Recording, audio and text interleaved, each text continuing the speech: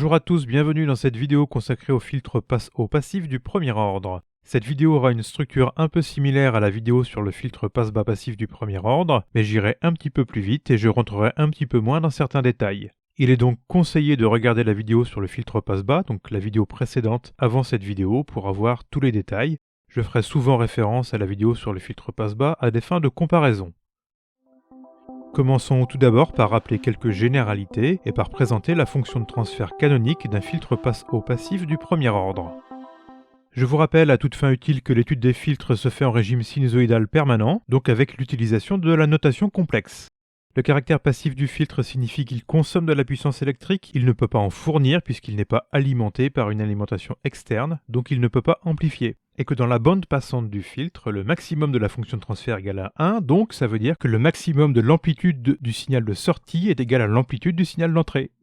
Passe-haut signifie qu'on va filtrer, donc on va chercher à éliminer, on va chercher à atténuer des signaux dont la fréquence est inférieure à la fréquence de coupure. Et le premier ordre signifie que dans l'équation différentielle qui régit ce type de système, on n'a qu'une seule dérivée du premier ordre, ce qui conduit à avoir dans la fonction de transfert du j-oméga sur oméga c, donc du jf sur fc, avec oméga c égale 2πfc bien entendu. On peut aussi avoir l'inverse, c'est-à-dire oméga c sur j-oméga égale fc sur jf. La fonction de transfert canonique d'un filtre passe-haut passif du premier ordre va être égale à un facteur réel grand A divisé par 1 plus oméga c sur j-oméga. Pour avoir un nombre complexe de la forme partie réelle plus j partie imaginaire, on peut écrire ça de cette manière, grand A divisé par 1 moins j oméga c sur oméga. Le facteur A est compris entre 0 et 1 à cause du caractère passif du filtre qui ne peut pas amplifier. On peut comparer cette fonction de transfert canonique avec celle d'un filtre passe-bas du premier ordre, et on se rend compte en fait que la partie imaginaire du dénominateur est inversée. Au lieu d'avoir du j-oméga sur oméga c, on a du oméga c sur j-oméga. Classiquement, on va étudier le module et l'argument de cette fonction de transfert. Le module est égal à valeur absolue de a divisé par racine carrée de 1 plus oméga c sur oméga au carré. En très basse pulsation ou très basse fréquence, la limite de ce module tend vers 0. Et en très haute pulsation ou très haute fréquence, la limite de ce module tend vers le facteur constant A. Pour oméga égale la pulsation de coupure, on a, comme d'habitude, le maximum dans la bande passante, c'est-à-dire module de A divisé par racine de 2. On confirme ici le côté passe-haut du filtre. L'argument va être égal à argument de A moins argument de 1 moins j oméga c sur oméga. L'argument de A est égal à 0 puisque c'est un réel positif, et donc en définitive on obtient plus arctangente oméga c sur oméga. En très basse pulsation ou très basse fréquence, la limite de l'argument tend vers plus pi sur 2. En très haute pulsation ou très haute fréquence, la limite de l'argument tend vers 0. À la pulsation ou à la fréquence de coupure, nous avons plus pi sur 4. On retrouve ici un comportement qui est totalement inversé par rapport au filtre passe-bas, tant au niveau du fonctionnement du module que dans le signe de l'argument. Dans tous les cas, dans la bande passante, au fur et à mesure qu'on s'éloigne de la fréquence de coupure, les signaux sont de plus en plus en phase, et dans la bande atténuée, au fur et à mesure qu'on s'éloigne de la bande passante, les signaux sont de plus en plus déphasés. Nous allons maintenant étudier un circuit électronique qui permet de réaliser un filtre passe-haut passif du premier ordre. Dans le circuit RC de base, en inversant la résistance et le condensateur, on obtient un filtre passe-haut. Donc la sortie est mesurée non pas sur le condensateur mais sur la résistance. Si on écrit la loi d'émail de ce circuit, UE égale UC plus US, en définitive aux bornes du condensateur on a un filtre passe-bas, et aux bornes de la résistance on a le filtre passe-haut. On transforme le circuit en complexe car on est en régime sinusoïdal permanent. Pour déterminer la fonction de transfert, on peut appliquer classiquement le pont diviseur de tension, et on obtient US égale ZR sur ZR plus ZC fois UE. On remplace, on a R sur R plus 1 sur JC oméga fois UE, et pour obtenir la fonction de transfert US sur UE, je vais diviser le dénominateur et le numérateur par R. On a donc 1 sur 1 plus 1 sur JRC oméga. Avec oméga c égale 1 sur RC, on peut transformer ça comme étant la fonction de transfert canonique 1 sur 1 moins j oméga c sur oméga. Le facteur A est ici égal à 1, donc dans la bande passante, on aura maximum amplitude de US égale amplitude de UE. Dans la vidéo sur le filtre passe-bas passif du premier ordre, je vous présentais deux autres circuits. En tant qu'exercice d'entraînement, vous pouvez reprendre ces deux circuits, les modifier pour obtenir un filtre passe-haut et déterminer la fonction de transfert sur ces deux circuits supplémentaires. Étudions maintenant le diagramme de Bode de ce filtre passe au passif du premier ordre. Pour l'exemple qui va suivre, je vais prendre le facteur A égale à 1, une fréquence de coupure ωc sur 2π égale 4 kHz.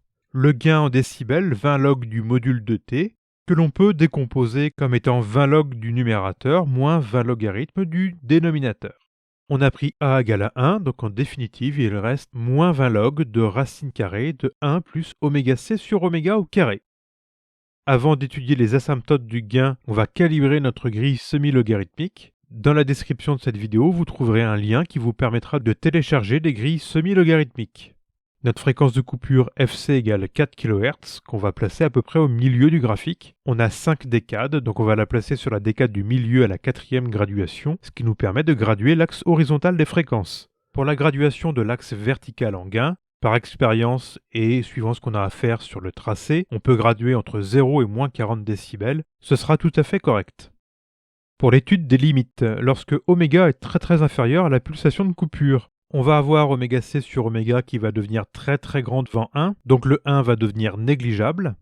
Il va nous rester que la limite du gain quand oméga tend vers 0 va être moins 20 log de ωc sur oméga. On peut séparer ça avec une soustraction, donc on va avoir moins 20 log de ωc plus 20 log de oméga. On avait vu dans une vidéo précédente que cette équation est l'équation d'une droite de Planck plus 20 dB par décade. Le tracé de cette asymptote se fait dans la partie gauche du graphique, c'est-à-dire dans la bande atténuée, jusqu'à la fréquence de coupure. En très haute pulsation, ωc sur oméga va devenir négligeable devant 1. Il va rester 20 log de module de A. Donc la limite du gain quand oméga tend vers plus l'infini est égale à 0. On tend vers une constante, une asymptote horizontale qu'on trace à partir de la fréquence de coupure. Petite parenthèse sur le comportement dérivateur. En basse fréquence, le comportement de la limite est un comportement dérivateur. Si on regarde la limite de la fonction de transfert en basse fréquence, on va tendre en définitive vers du j-oméga sur ωc, donc multiplié par j-oméga, c'est un comportement dérivateur. C'est comme ça qu'on fait un dérivateur dans la vraie vie, et comme l'intégrateur avec le filtre passe-bas, généralement on utilise un filtre actif qui permet d'amplifier, de manière à ne pas avoir trop d'atténuation dans la bande de fonctionnement, donc dans la bande atténuée. Le comportement du gain en haute fréquence est une constante, donc les hautes fréquences sont amplifiées ou atténuées ou conservées avec un facteur constant. Ceci empêche le comportement dérivateur de se propager de plus en plus dans les hautes fréquences, et donc d'amplifier de plus en plus les hautes fréquences avec un facteur qui devient de plus en plus grand. Fin de la parenthèse sur le dérivateur. Nous allons maintenant tracer le diagramme de Bode réel en gain. On sait que pour oméga égale ωc, le gain en décibels égale moins 3 décibels, ça commence à être connu. Avec des calculs supplémentaires et le comportement global au premier ordre, on peut tracer le vrai lieu des points qui a un comportement similaire à celui du filtre passe-bas, mais inversé. On va s'intéresser aussi au tracé de l'argument qui est égal à arc tangente ωc sur oméga. Le graphe asymptotique va nous amener à obtenir deux asymptotes horizontales, plus π sur 2 en basse fréquence et 0 en haute fréquence, dont le tracé suit la même idée que pour le filtre passe-bas, une droite horizontale en basse fréquence et une droite horizontale en haute fréquence. Au niveau du graphe réel pour oméga égale ωc, l'argument passe par plus π sur 4, et on peut tracer l'arc tangente en passant par ce point et en s'aidant de calculs supplémentaires. Cette vidéo est à présent terminée. N'hésitez pas à mettre un pouce en l'air si cette vidéo vous a plu et si vous avez appris plein de choses sur les filtres passe au passif du premier ordre. On se retrouve bientôt pour la suite. Portez-vous bien!